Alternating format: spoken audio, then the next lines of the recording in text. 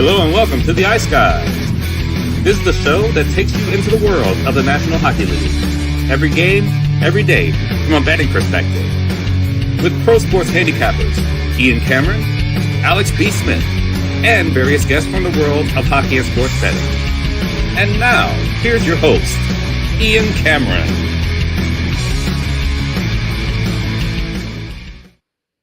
Welcome to another Four Nations Faceoff edition of the Ice Guys, Monday, February 17th. Ian Cameron, Alex B. Smith with you. The final day of preliminary round action in the Four Nations Faceoff as everything gets decided today and who will face the United States in the championship game. Definitely looking forward to that. And as you can see, I know I'm slouched down, but there we have it.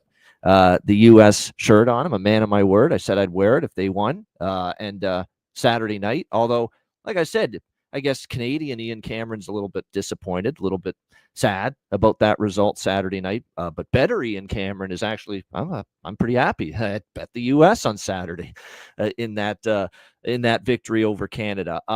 Before we get into Monday's games, and obviously this is where it gets decided, and the big one is obviously Finland-Canada, because nothing that matters involving USA versus Sweden it's all contingent upon what happens in the first game with Finland and Canada. But before we get to today's two games, we do have to touch on what happened Saturday.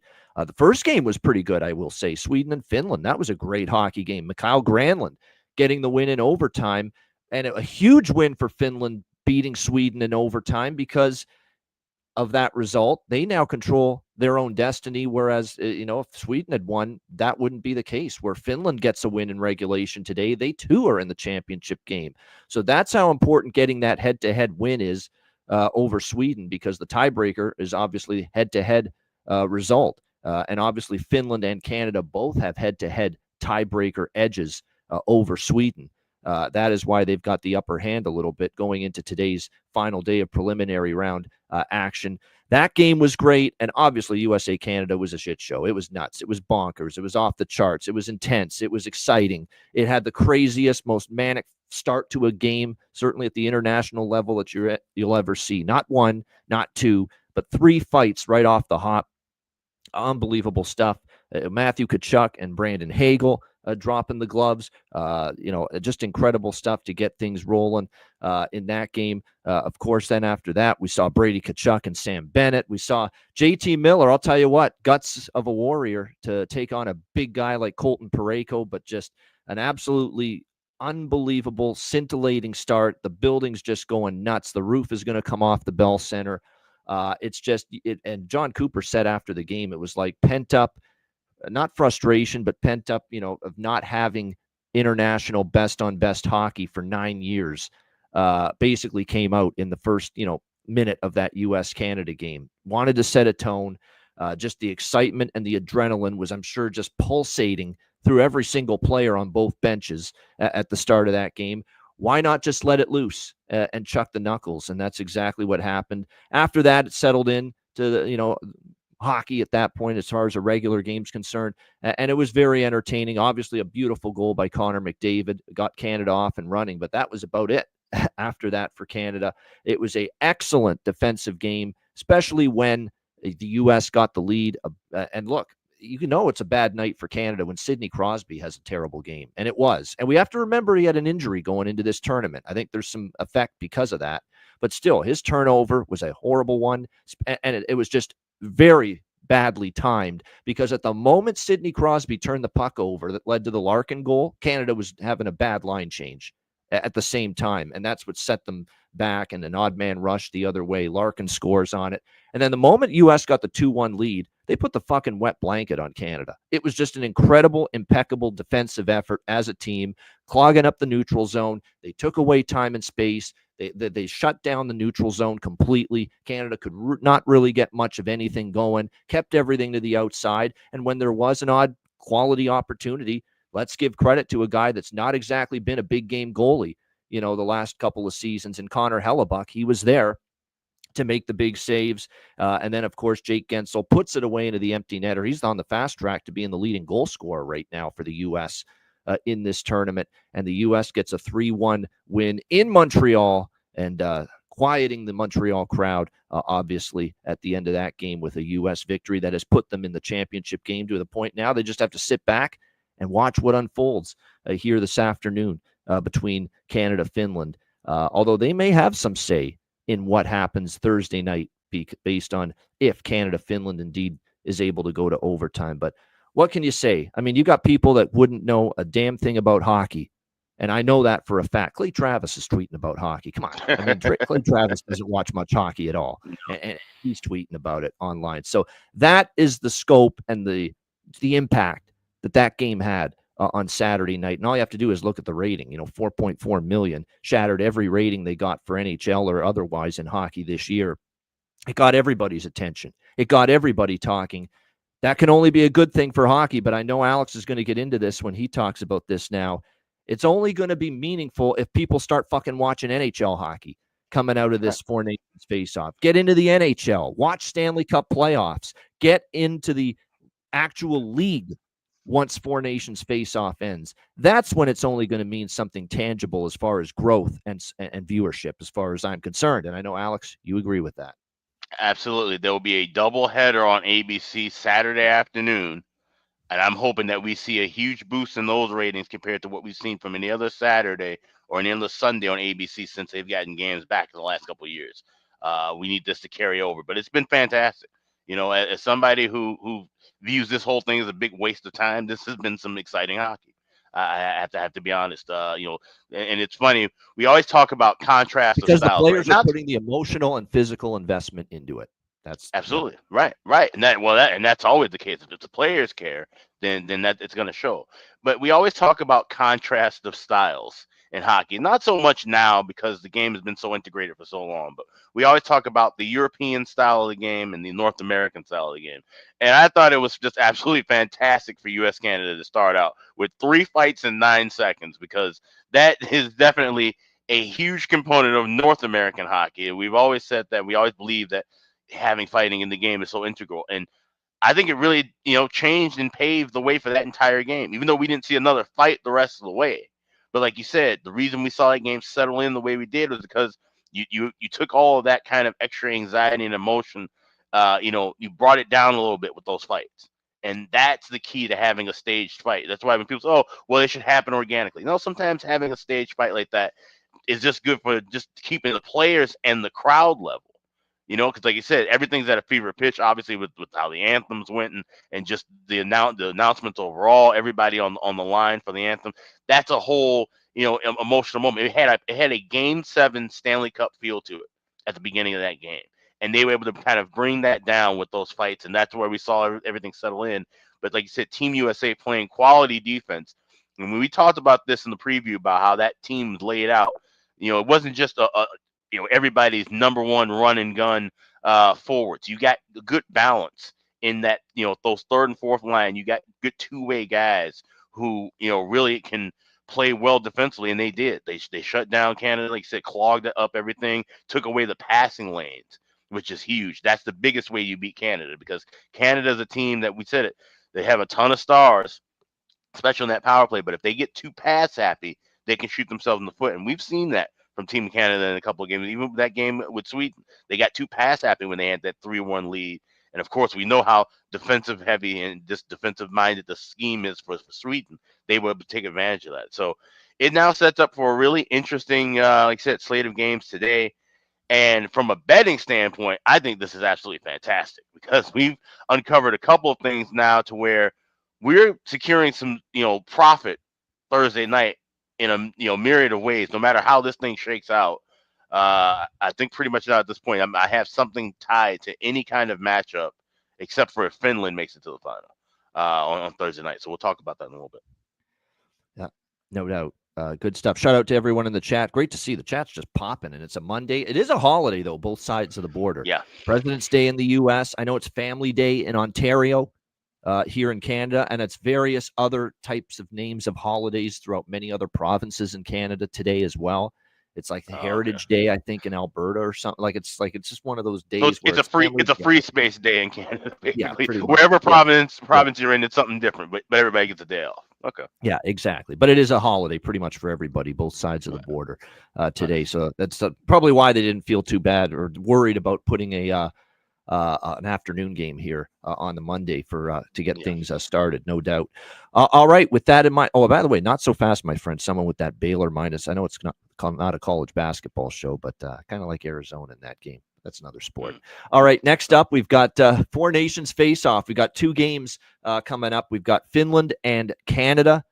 This is the game that means a little bit more in terms of the whole puzzle, as far as the championship game, because Sweden and USA, what is on the line for Sweden is dependent on what happens here between Finland and Canada. Canada minus 470 favorites here in this game. Of course, now these games are at TD Garden in Boston with the scene shifting south of the border. 6 the total, 6.5 in some spots. Make sure you shop around. Okay, we're going to keep it as very simple as possible regarding the permutations and regarding the possibilities here as far as advancing.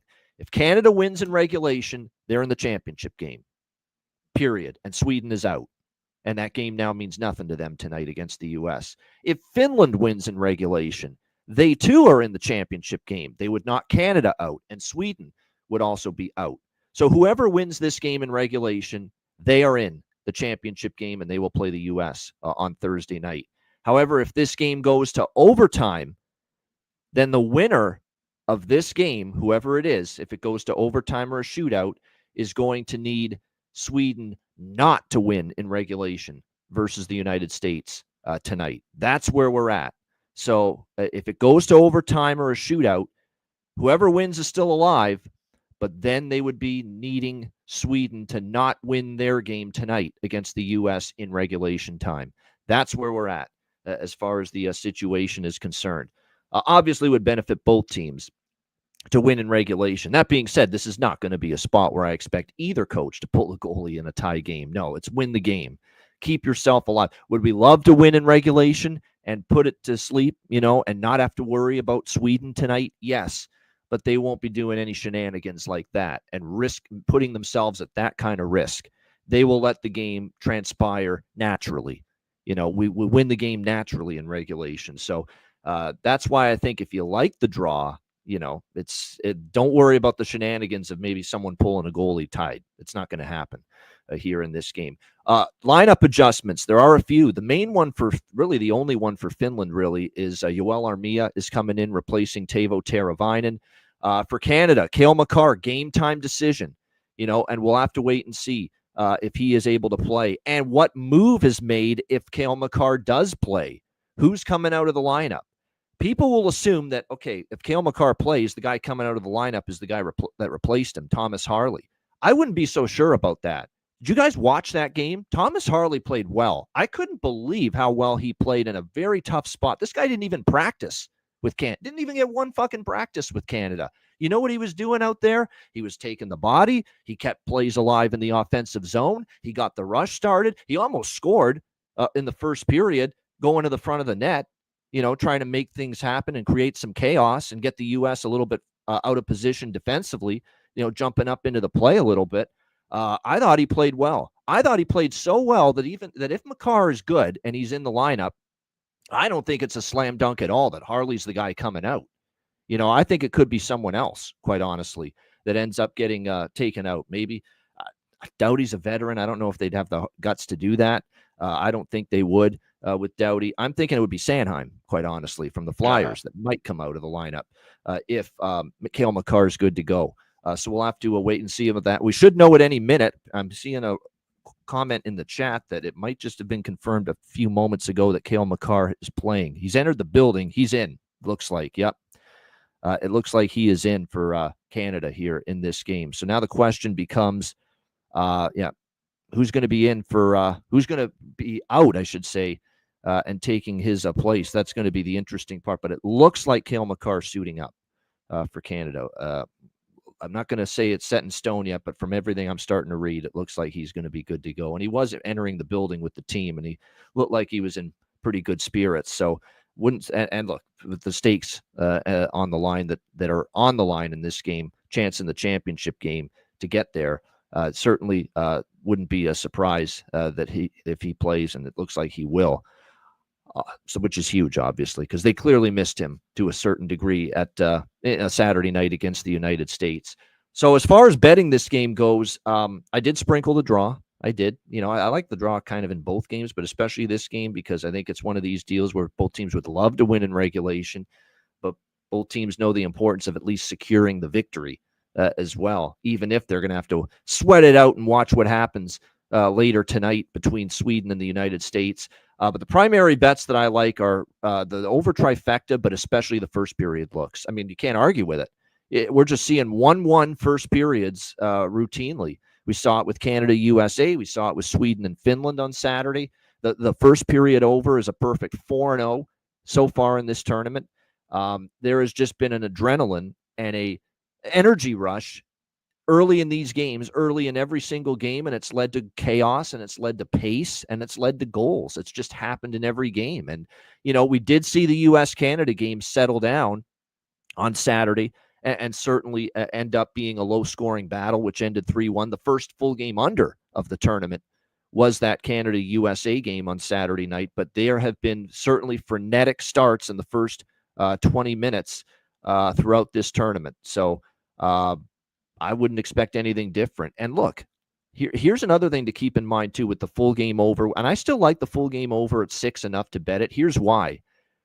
If this game is one of these teams is trailing, whether it's 1-0, 2-1, you name it, if someone is behind in this game, you have to push. You have to push offensively. That's all there is to it. There's no tomorrow. You got to win this hockey game. So this is going to be one of these games where maybe when it's tied, things get a little more cagey, a little bit more conservative, and teams try to tighten up. But if one of these teams is trailing in the hockey game, you got to open up the game. It's that simple. You have to go for it because it's win or go home for both of these teams here this afternoon. So that's why I still like the full game over, but certainly love the first period over. It's hard not to. 4-0 in this tournament. We've seen, like I said, frenetic starts in the opening 20. And with everything that's on the line for both of these nations here, it wouldn't shock me. And I think both teams to score I can't turn that down, Alex, at plus 192 at FanDuel for both teams to score in the first period. 1-1 has been a very common occurrence here in the opening period in this tournament. So definitely like first period over, both teams to score first period, probably just a slight smaller amount on the full game. And I'm on the draw here in this one as well for Finland and Canada. I'm on a few props as well. I'll mention those in a moment. Alex, first game, Finland, Canada. Yeah, I'm just sending out my first period looks for that game. But yeah, over trifecta. Already bet 5.5 a few days ago. We talked about it when we did our preview. We said Finland's defense, we had to grab 5.5, especially after how the first game went. We just knew that number was going to stick around. But now we've seen it go all the way up to 6.5, come back down to 6. So I do endorse 6 if you can grab that. Like I said, it should just be one of those games where I feel it's going to be back and forth goals. Whoever, this is a great live game. You want to, team to score next. You could try and look for the zigzag theory potentially because I think it has that kind of feel to it. This game, we know, like I said, Canada, for all the talent they have, they've shot themselves in the foot in a couple of these games. Like I said, getting hemmed up late against the U.S., blowing that lead against Sweden. So nothing's a slam dunk here. Certainly wouldn't be looking at anything Canada, with these regulation prices. Of course, I grabbed draw. Plus 500 is available at DraftKings. That's the best price you're going to find for that. Don't find that too often in mini games. So got that draw in pocket as well. But I also have some futures plays that we need to grab before this game starts. I have Canada to win 4 nations plus 170. You can also get that as high as plus 175. That's contingent on plays that I'll have set up for the final on Thursday. I'm also liking U.S. to beat Canada. You can get that exact result plus 140 or plus 145 if you shop around. I don't know if the books are going to lock these things down once the game starts at noon. So that's why I'm letting you guys know now. I have both of those sides, Canada plus 170, U.S. to beat Canada on Thursday plus 140. Basically, and you're getting locking in a profit out of the way with that spot. But I want to get that in now before the game starts at noon. I've seen a lot of rumblings from people that I have no fucking clue who they are saying Makar is in. I have not seen an Elliot Friedman post. I've not seen someone that's going to confirm it 100%. So I'm not saying that he's not going to play, but it's not 100% confirmed yet. We'll know in a minute. They're going to take the ice in a couple minutes. Before this show ends, we're going to know. By the way, the one change that I'm hearing too for Canada is that Travis Konechny is back in the lineup, and they may be taking Seth Jarvis out. So keep an eye on that. As far as props for this game, I'm going to stick, it's to me, this is a Crosby, McKinnon, McDavid game. If they are going to take advantage of this group defensively, and we know Finland still has issues on the back end. Now, credit to them. The one thing Finland will do is they will still try to play structured. They will still try to play shut off the middle of the ice and really take a page out of the U.S.'s playbook, the way the United States played when they got the lead. And by the way, how much of that U.S. defensive game plan and style of play, how much of that you got to give credit to John Tortorella, who's an assistant on that team. That was a John Tortorella masterpiece, and it shows you that, his style can work if you execute it. And we certainly saw that against Canada. Finland's going to have to play that same way. They can't be trading chances and going up and down with Canada here in this game. So, and they're going to need Kevin Lankinen to bail them out a few times. Like, Kevin Lankinen is going to have to make a series of really tough, really amazing saves in this game, because Canada will probably get some more chances than they did against the States, especially more quality chances. I just worry that they're going to be able to forecheck Finland to death. They're going to need Lankinen to step up. If Finland's going to pull this massive upset, Lankinen's going to have a huge game here this afternoon for sure. So we'll see if he's got that in him. Binnington, look, people will blame Binnington it was a terrible goal, the Gensel goal in the first period that tied it at 1. It was a terrible goal to give up for sure. No business going in. But at the end of the day, he played pretty well after that. He made a lot of good saves after that. And at the end of the day, you only score 1 goal, you're not going to win a hockey game. So I think the blame on Binnington for the Saturday night loss to the United States is a little bit misguided, in my opinion. But like I said, this should be an interesting game. It's a good live betting game too. I think you're going to be able to see as the game goes on who's got momentum. Very interesting to see how tight the whistle is, or maybe not so much in this game, how many penalties get called. So that's going to be an interesting thing to see. It's over 1.5 first period. Yeah, over 1.5 first period is what we both like here. And that's around -128 at FanDuel. It was a pretty good price on that.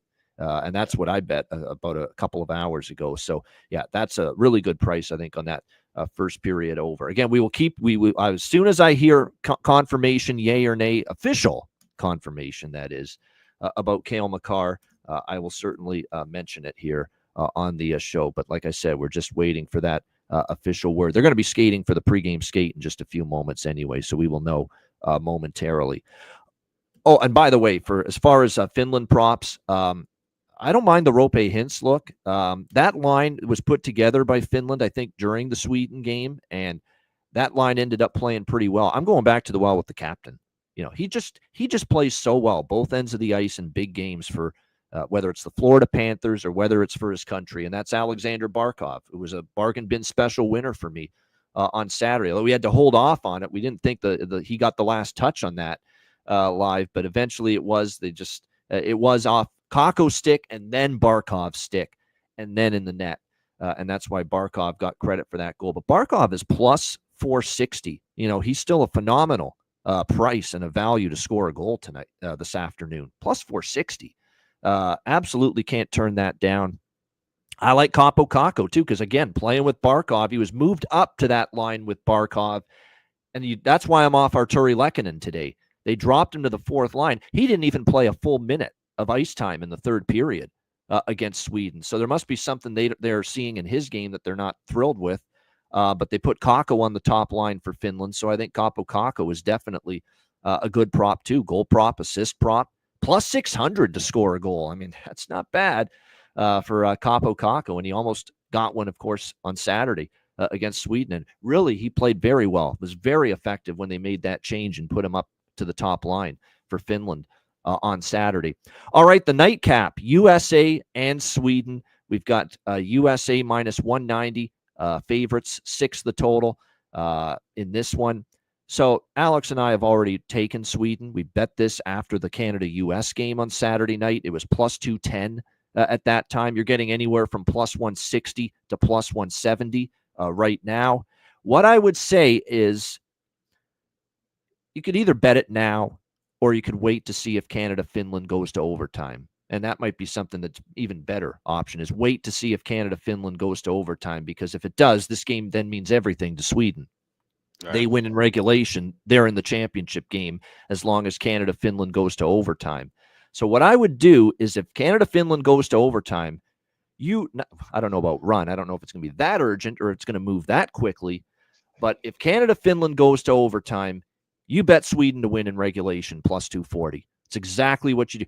And never mind the plus 160, because win in overtime or shootout means nothing to Sweden. They can't have it. This is definitely a situation where if it's tied late in the third period, Sweden's pulling the goalie. This is one where it's 1,000% going to happen. If Sweden is tied with the United States late in the third period, they will pull Linus Ullmark, who was confirmed to be the goalie. Not a shocker. I mean, he came in for Gustafsson. He played very well against Finland, even though they lost. He still made a bunch of saves in that game. Played pretty well, deserving of another start. They will pull Ullmark if the game is tied late in the third period, no question, because they have to win this game in regulation, Sweden, if they're going to get to the championship game, and if, of course, Canada-Finland goes to overtime. So that's what you do. That's the move, and I will definitely be pouncing and adding to my Sweden position on the money line from Saturday with betting a little more Sweden in regulation at plus 240 if Canada-Finland goes to overtime. That is my plan here. In this game, I'm on the first period over simply because 4-0 to the first period over in the tournament. So we're riding that. I don't like it as much in this game. There's just so many variables here. Is this game going to matter for Sweden? Is this game not going to matter for Sweden? We already see the U.S. is sitting Matthew Tkachuk for this game. They are sitting Charlie McAvoy on the blue line. Chris Kreider and Jake Sanderson will come into the lineup for the U.S. Here in this game. So keep that in mind. Those are the main changes for them. And, of course, Jake Ottinger. Connor Hellebuck resting as well. So Jake Ottinger is going to get the start here tonight for the United States in this game. It's just one of those plays and bets where, if this Canada-Finland game goes to overtime, this game means everything to Sweden. And for the U.S., this is an exhibition game. This is like skating for exercise. I think there's some part of the team that would say, hey, we're in Boston. We're playing in front of our home fans in our home country. We really don't want to play poorly. We don't want to lose the game. But, Alex, it's just difficult to simulate the intensity and the emotion of the game that Sweden is going to have for this game if it means for them win in regulation and get a spot in the championship game. U.S. can't replicate that same emotion, that same intensity, that same backs against the wall mentality that Sweden is going to have, especially when you factor they're coming off the game of the century. What it felt like Saturday night against Canada, winning in Montreal. So it's a really strong situational and certainly the value in the number and the plus prices there to look at Sweden in this game. Alex, what do you think here, USA, Sweden? So, like you mentioned, at the end of Saturday night, we bet Sweden plus 210. I also bet Sweden. I grabbed plus 33 to 1 and plus 50 to 1 to win the Four Nations tournament, just off of the fact that it creates a hedge spot. If they win here, you get the draw in Canada, Finland earlier in the day, and now you have 50 to 1 in pocket, and you can play with that in Thursday's final. And if like I said, we have that spot where this first game goes to regulation. Sweden has the chance to win it. Why would the U.S. even show anything to Sweden, knowing you're going to play them again most likely Thursday? So that's the last thing you'd want to do, is to get in a firefight with this team. You lose in regulation. Now all of a sudden, here you are, this team that has momentum, beating you when you're trying at your absolute best to run back again and now possibly win the title. This could be a spot where, especially like I said, the U.S. goes down 1-0, 2-0 early in the game. Sweden can just coast with this. The U.S. can just play vanilla, not really show their hand, and just gear up for Thursday night's game. So it creates a lot of spots like that. That's just it, betting wise. Having the ability to bet some of these things earlier, like I said, we were able to bet that total Canada Finland, last week. Being able to bet some of these things on Saturday night puts us in a position now where we're just trying to, be able to grab profit with any kind of way we see fit here. So Sweden, like I said, if they are in a spot to advance, we'll know later on. That's when you want to grab the regulation price, plus 240, plus 245, and I imagine that's going to plummet if it doesn't get pulled off of the board. I'm seeing now Canada, Finland, that game's off the board for a minute at DraftKings. So be leery of that too. We might see the books just start getting weird with shit. After this Canada-Finland game ends involving U.S.-Sweden, they might pull certain props, so certain looks. So just be careful too. Like I said, I'm betting all these things small, mind you. That's the reason why I'm having some fun with this, taking some spots and trying to create some like I said, some situations for Thursday night. But definitely be careful with that, because I can see where the books might want to get a little shifty with some things depending on how the first game ends. Make good bets, place good bets, get good prices. We always say that. Please, if you're going to take Sweden, please, I'm begging you now. You have to do this, because I'm begging all of you. Do not take Sweden money line. Take them in regulation. You're going to get 70 cents better, 80 in some spots, because it's plus 240 right now at Bet365 and FanDuel. Get the better price. They have to win this in regulation. If this game means Sweden making or not making the championship game, they have to win this game in regulation. So you absolutely take Sweden in regulation. You're going to get 80 cents the better number and better price too. Plus 240 compared to plus 160, plus 170. That's so important. I can't stress that enough. If you're going to be on Sweden tonight in this game, take them in regulation, plus 240, and give yourself 80 cents the better price, 70 to 80 cents better than what's out there right now.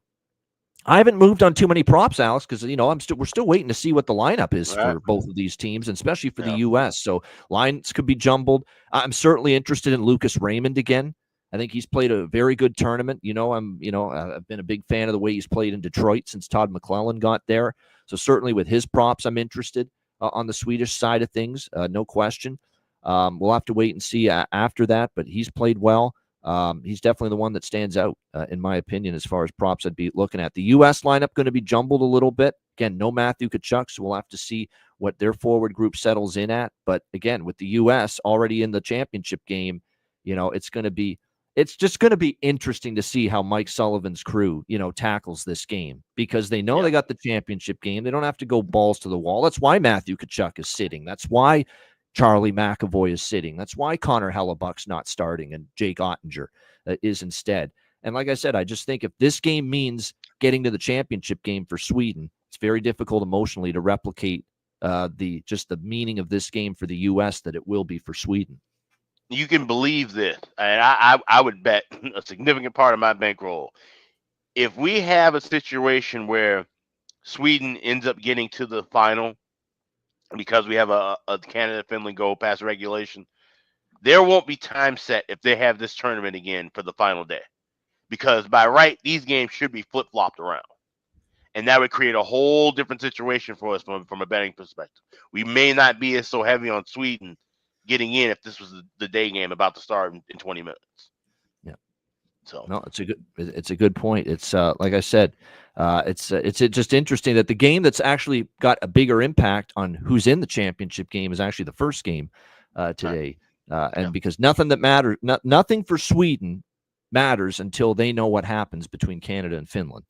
And that's what makes this. That's the one thing about this tournament format that's unique, with no semifinals. They go right to the championship game after the 3-game preliminary round. Every game is significant, and you've got these wild scenarios on the final day of the preliminary round, like today. Yeah. So, like I said, going to be interesting to see how this plays out here today. Shout out to everyone in the chat. Hit the like button. We appreciate it very much. 720 live viewers right now across all platforms. Do you think people are excited about and into the Four Nations Faceoff? My goodness. A little bit. Just a little bit. No doubt. We appreciate everyone tuning in. Make sure you hit the like button. Yeah, Dev, that's a great point. This goes back to the last few weeks with the Leafs as well before this tournament. Austin Matthews is having a hard time. He's got to adjust the scope on his rifle. I mean, he's missing the net. He's hit the post a shit ton. Now, he's had a lot of bad puck luck too. But boy, oh boy, there was a wide open net for him on one of those U.S. power plays, and he shanks it off the side of the net. Believe it or not, for the all-time great season he had scoring the goals, and as good a goal scorer he is, every great player sometimes goes through a little funk and has a harder time finishing. He's having that right now.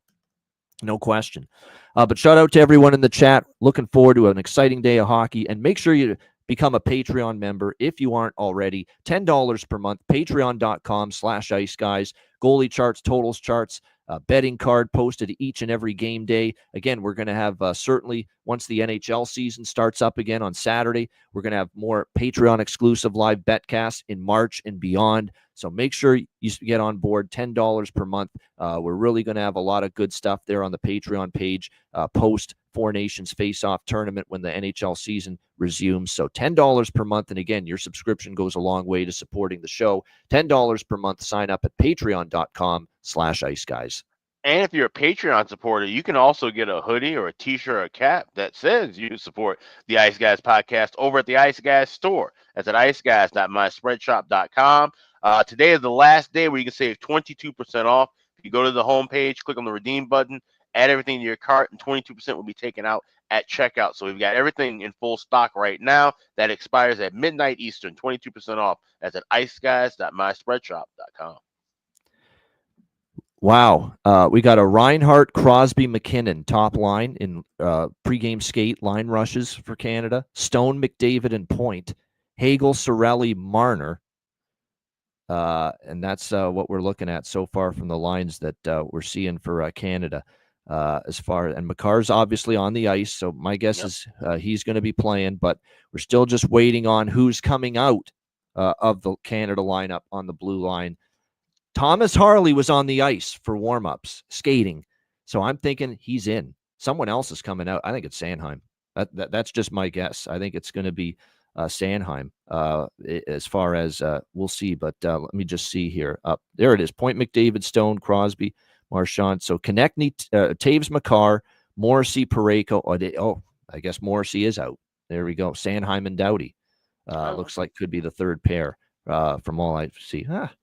I thought he deserved another shot to play today, but maybe not. But either way, that game coming up in just about 20 minutes from now. We'll be right back, of course. Best bets, bargain bin special of the night coming up right after we hear from our great Ice Guys sponsors.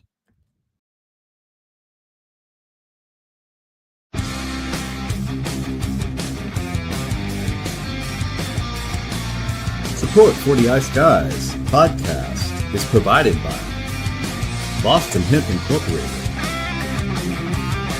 Tailgaters Social, and a big thank you to all that subscribe to the Ice Guys Patreon page.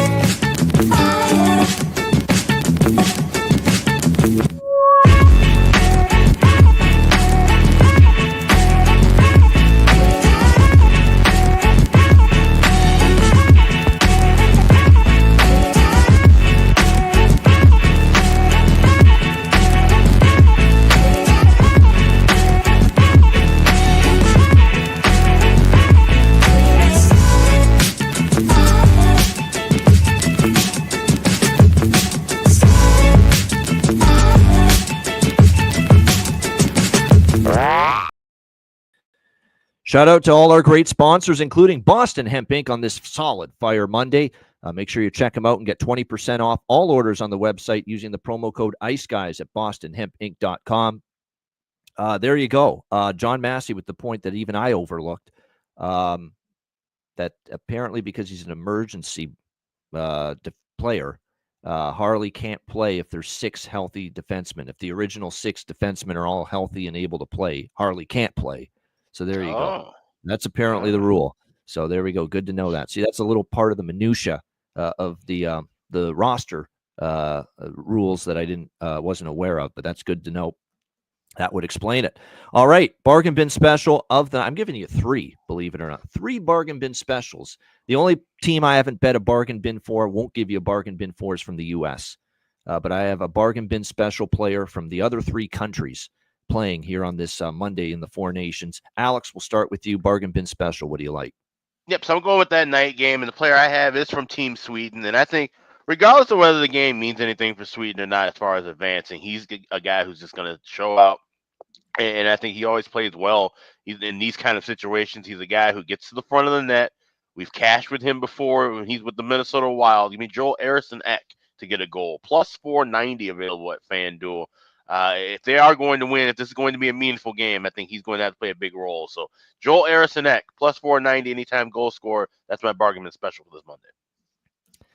There you go. Joel Eriksson Ek for Team Sweden for bargain bin special of the night for Alex B. Smith. My bargain bin, again, 3 I'm going to give you. 1 from Canada, 1 from Finland, 1 from Sweden. The player from Canada that I'm going to go with here for bargain bin special of the night here for this one. Geez, I'm blanking on it now. It's Makar back in the lineup now that he's confirmed. Plus 460. What a story that would be. Him finding the back of the net. So plus 460, Cale Makar. I like Barkov again, but I'm not going to go bargain bin. I did bet Barkov, but I'm not going to use him for bargain bin. I'm going to go Kakko instead for Finland. Kaapo Kakko for Finland. Love the price that we're getting. Plus 650 at FanDuel as far as Kaapo Kakko to score and find the back of the net.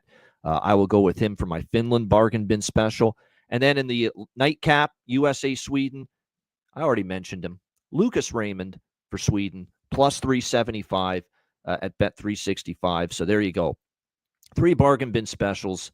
We will roll with those. Makar, Canada, plus 460. Kakko, Finland, plus 600. Lucas Raymond, Sweden, plus 375. Bargain bin special of the night. All right, best bets. Alex, what do you like for best bet?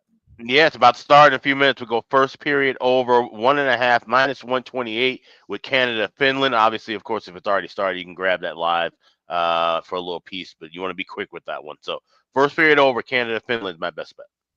There you go. Canada, Finland, first period over. Best bet here for Alex B. Smith with today's slate. My best bet for this slate, I'm going to go, again, if Sweden's eliminated in this first game, this hurts them a little bit because are they going to be deflated down in the dumps? Who knows? But still, for the U.S., it means nothing in this game. So we're going to go ahead with it. We're going to go Sweden. Again, I'm going to give Sweden money line, just Sweden money line in case the game means nothing to them. All right. What I will do is, if Canada and Finland goes to overtime, just make sure you're aware of this. Right now, it's Sweden money line.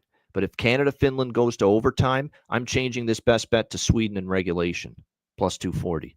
Okay? So it's a weird way of going about it, but I really like Sweden tonight regardless. And I think they can still win even if they get bounced.